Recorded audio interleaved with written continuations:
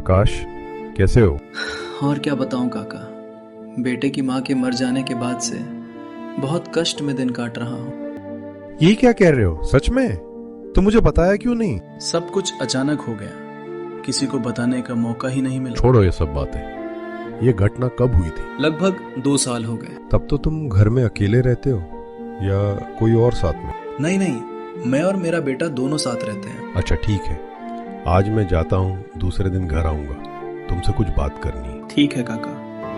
भतीजे, अब समय आ गया है मेरे अपमान का बदला लेने के लिए। आलोक, इधर आओ बेटा, खाना चढ़ा दिया है, ध्यान रखना। ठीक है मैं बाबा। पानी लेकर आता हूँ।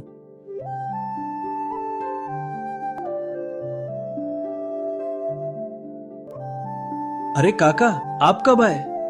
अभी अभी आया। प्रकाश, मैं देख रहा हूं तुम बहुत कष्ट में जीवन बिता रहे हो, ऐसे कब तक चलाओगे? और क्या करूं बताइए, बेटे की तरफ देखकर ही सब सह रहा हूँ। ठीक है, कह रहा था तुम एक और शादी क्यों नहीं कर लेते? अगर तुम राजी हो तो मेरी नजर में एक बहुत सुंदर लड़की। ये सब ठीक है, लेकिन अगर मैं दोबारा शादी करूं तो मेरे बेटे का क्या होगा? वो सब मुझ पर छोड़ दो, मैंने सब सोच लिया है। लड़की का चरित्र बहुत अच्छा है, वो तुम्हारे बेटे को अपने बेटे जैसा रखेगी, चिंता की कोई बात नहीं। तो ठीक है काका, मैं शादी करने के लिए राजी हूँ। ठीक है, अब मैं चलता हूँ।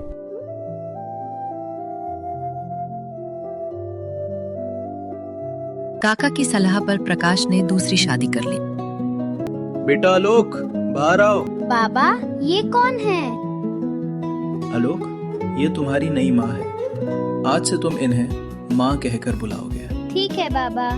गीता, ये मेरा बेटा आलोक है, आज से तुम इसे माँ से भी ज्यादा प्यार देना। ठीक है बेटा आलोक, चलो अंदर चलते हैं।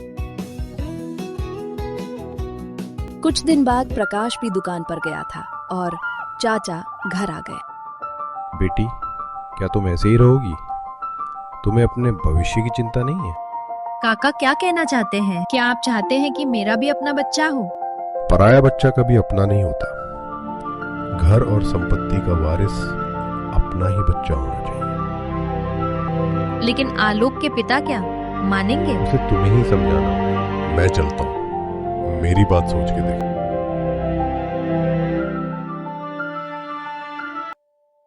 उसे काम करवाती है, मारती डांटती है। धीरे धीरे गीता राजू को खाने से वंचित करने लगती है। माँ, मुझे बहुत भूख लगी है। दिन भर बस खाना ही खाना है, काम करो पहले। माँ, मुझसे अब और सहा नहीं जाता। अगर किसी को बताया तो बहुत बुरा अंजाम होगा।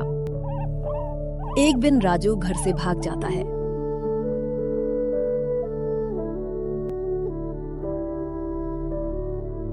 आलोक कहाँ है? वो स्कूल से घर लौटा ही नहीं। क्या? शायद उसे हमारी शादी पसंद नहीं थी, इसलिए चला गया। कई साल बीत जाते हैं। अब समझ आया, हमने कितना बड़ा पाप किया। संपत्ति के लालच में मैंने अपने ही बेटे को घर से निकाल दिया। आज से मेरा तुम्हारे साथ कोई रिश्ता नहीं, मैं अपने बेटे को ढूंढने जा रहा हूँ। मुझे माफ कर दो, मुझे माफ कर दो।